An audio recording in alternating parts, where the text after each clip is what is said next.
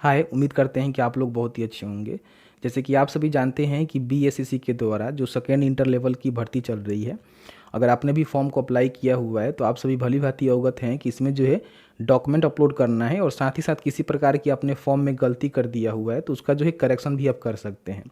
तो अभी जो है इसको लेकर एक ऑफिशियल नोटिफिकेशन जारी किया गया है जिसमें जो है 3 बड़ी अपडेट निकल के आई हुई है।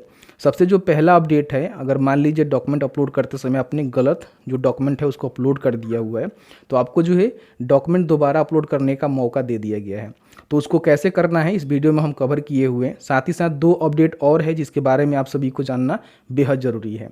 वीडियो में आगे बढ़ने से पहले आपसे रिक्वेस्ट रहेगा कि अभी तक आपने इस वीडियो को लाइक नहीं किया है, प्लीज़ वीडियो को लाइक कर दीजिएगा क्योंकि आपका एक लाइक मुझे बहुत ज़्यादा मोटिवेट करता है। तो चलिए आज का वीडियो शुरू करते हैं। देखिए, सबसे पहले बिहार स्टाफ सिलेक्शन कमीशन के ऑफिशियल पोर्टल पे आना है। यहाँ पे सूचना पट का बटन मिलेगा जिस पे आपको क्लिक करना है। 16 फरवरी की जो एक नोटिस यहाँ पे जारी किया गया है जिसको आप डाउनलोड करेंगे तो आपके सामने जो है कुछ इस तरह से जानकारी आएगा।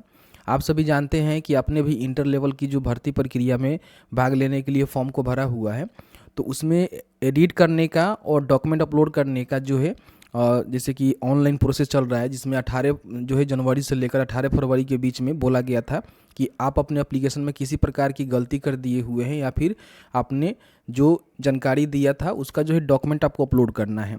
तो आप में से काफ़ी सारे लोगों ने जो डॉक्यूमेंट तो अपलोड कर लिया हुआ है, काफ़ी सारे लोग ऐसे हैं जो कि गलती कर दिए हुए हैं और काफ़ी सारे लोग ऐसे हैं जिनका डॉक्यूमेंट अपलोड नहीं हुआ है।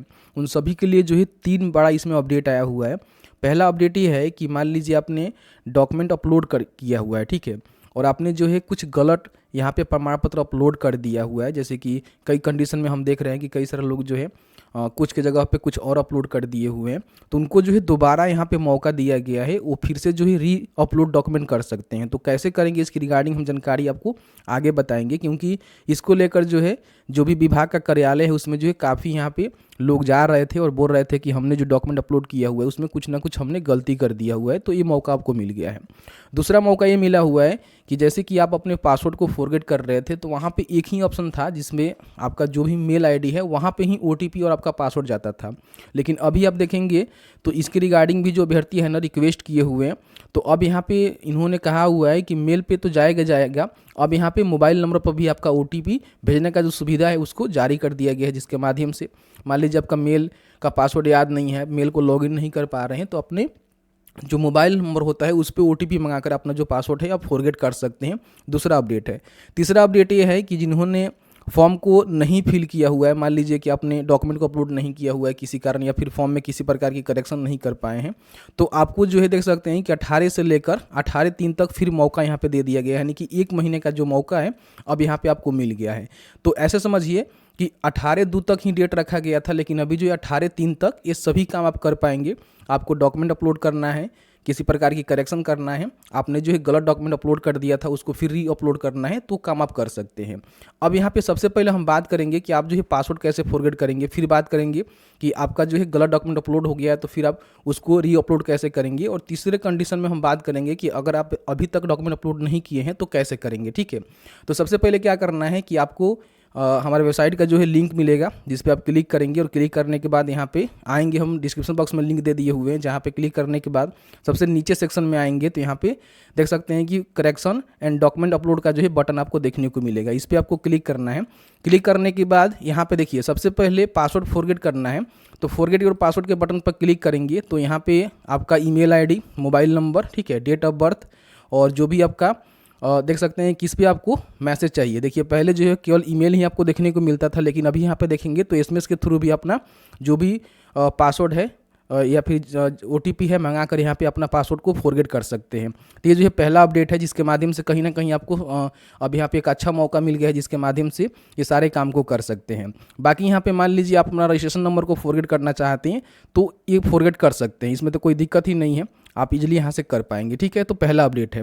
पोर्टल पर भी देख सकते हैं कि 18/3/2024 तक जो इसको अपडेट कर दिया गया है जिसके माध्यम से सारे काम को आप 18 मार्च तक कर सकते हैं। ठीक है, अब यहाँ पे हम बात कर लेते हैं कि मान लीजिए आपने जो है गलत डॉक्यूमेंट अपलोड कर दिया था उसको री अपलोड कैसे करेंगे। तो उसके लिए क्या करना है क्लिक हियर फॉर लॉगिन के बटन पे आपको क्लिक करना है। यहाँ पे आपने जो भी रजिस्ट्रेशन नंबर और पासवर्ड डालकर अपना फॉर्म में करेक्शन किया था या डॉक्यूमेंट को अपलोड किया था, वही रजिस्ट्रेशन नंबर पासवर्ड को डालेंगे, कैप्चा को फिल करेंगे और लॉगिन के बटन पर क्लिक करेंगे। देखिए जैसे ही आप लॉगिन करेंगे तो पहले जो है आपको वन टाइम री अपलोड सर्टिफिकेट का जो है ऑप्शन देखने को नहीं मिल रहा था, लेकिन अभी आप देखेंगे अपडेट आने के बाद यहाँ पे री अपलोड सर्टिफिकेट का जो है बटन दे दिया गया है, जिसके माध्यम से अगर आपने सर्टिफिकेट में किसी प्रकार की गलती कर दिया था अपलोड करने में तो उसको री अपलोड कर सकते हैं। बाकी पहले जो है 3 ही 4 ऑप्शन आपको देखने को मिलता था, जिसमें आप अपने अपडेटेड एप्लीकेशन को प्रिंट कर सकते थे, ओल्ड एप्लीकेशन को प्रिंट कर सकते थे, पेमेंट स्लिप प्रिंट कर सकते थे या फिर लॉग आउट कर सकते थे। लेकिन यहाँ पे देख सकते हैं कि नया जो है बटन आपको री अपलोड का मिल गया है। तो मान लीजिए आपने किसी प्रकार की कोई भी गलत डॉक्यूमेंट्स अपलोड कर दिया है तो री अपलोड कैसे करेंगे, चलिए आपको बताते हैं। तो इस पर आपको क्लिक करना है।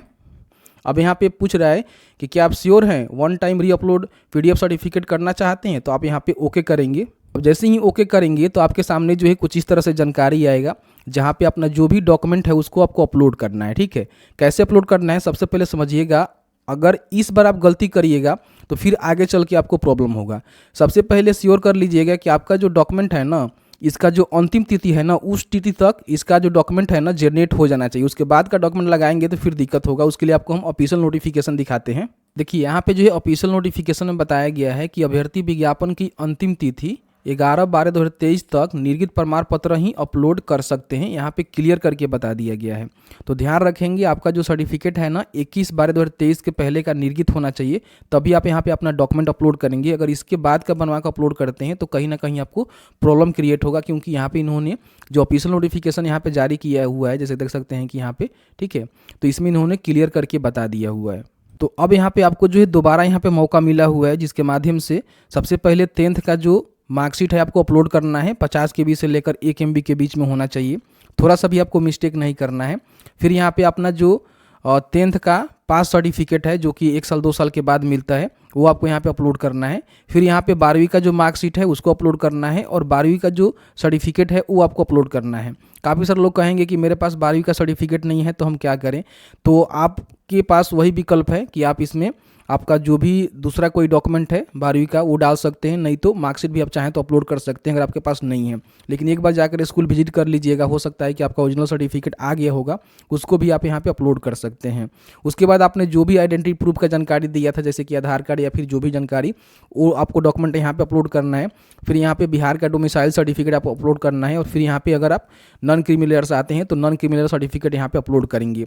ध्यान रखेंगे आपके कंडीशन में जो डॉक्यूमेंट यहाँ पे बताया गया है, बोला गया है, वही डॉक्यूमेंट आपको अपलोड करना है। ऐसा नहीं है कि मैं यहाँ पे बता रहा हूँ वही डॉक्यूमेंट आपको अपलोड कर देना है, ऐसा कुछ नहीं है। आप लॉगिन करेंगे तो आपने जो भी जानकारी दिया होगा ना फॉर्म भरते समय, उसके अकॉर्डिंग ही आपका डॉक्यूमेंट यहाँ पे देखने को मिलेगा। मान लीजिए आपने टेक्निकल सर्टिफिकेट भी दिया होगा, उसकी भी जानकारी आपको अपलोड करना पड़ेगा। आप SC ST से हैं तो कास्ट सर्टिफिकेट अपलोड करना पड़ेगा। तो इस तरह से देखेंगे जो भी डॉक्यूमेंट यहाँ पे मेंशन किया गया है वही डॉक्यूमेंट आपको यहाँ पे अपलोड करना है, ठीक है।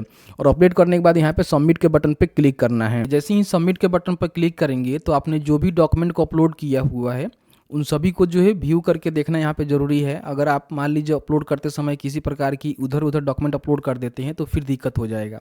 तो यहाँ पे आपने जो भी डॉक्यूमेंट अपलोड किया हुआ है उस सभी को जो है क्लिक हियर टू व्यू के बटन पर क्लिक करके यहाँ पे ज़रूर चेक कर लेना। चेक करने के बाद आपको लगता है कि नहीं हमने कुछ गलती कर दिया हुआ है, जैसे कि डॉक्यूमेंट जो मांग रहा है वो डॉक्यूमेंट हमने अपलोड नहीं किया हुआ है, तो अभी आपके पास मौका है री अपलोड यहाँ पे क्लिक करके सर्टिफिकेट को फिर दोबारा अपलोड कर सकते हैं। लेकिन अगर आपको लगता है कि हमने जो है सभी डॉक्यूमेंट को यहाँ पे क्लिक करके व्यू कर लिया, देख लिया, सभी डॉक्यूमेंट सही है, तब आपको नीचे आना है और नीचे आने के बाद यहाँ पे टिक करना है और फाइनल सबमिट करना है। ध्यान रखेंगे अगर यहाँ पे डॉक्यूमेंट कुछ अपलोड गलत हो गया है तो पहले ही यहाँ पे री अपलोड के बटन पर क्लिक करके इसको फिर दोबारा आपको ऑप्शन मिल जाएगा री अपलोड करने का, वहाँ पे कर लेंगे। और नहीं तो आपको लगता है कि हमने सभी डॉक्यूमेंट को व्यू करके देख लिया हुआ है, जिस भी डॉक्यूमेंट के सामने हमने डॉक्यूमेंट को अपलोड किया हुआ डॉक्यूमेंट अब सही है, तो आपको यहाँ पे टिक करना है और फाइनल सबमिट के बटन पे क्लिक करना है। जैसे ही फाइनल सबमिट के बटन पर क्लिक करेंगे तो बोलेगा कि आप श्योर हैं, इसको आगे बढ़ना चाहते हैं, तो आपको यहाँ पे ओके करना है। तो इस तरह से आपका जो डॉक्यूमेंट है ना यहाँ पे दोबारा री अपलोड हो गया। अब यहाँ पे आपको मौका नहीं मिलेगा क्योंकि आपने जो है डॉक्यूमेंट को अपलोड कर लिया हुआ है। आप यहाँ पे देखेंगे, थोड़ा सा नीचे भी करके देखेंगे तो यहाँ पे देखेंगे आपको जो है प्रिंट का ऑप्शन मिलेगा, लेकिन री अपलोड का ऑप्शन यहाँ पे नहीं मिलेगा। और बाकी यहाँ पे आपका जो डॉक्यूमेंट है वो यहाँ पे सक्सेसफुल सबमिट हो गया है। तो इस तरह से आपको करना है।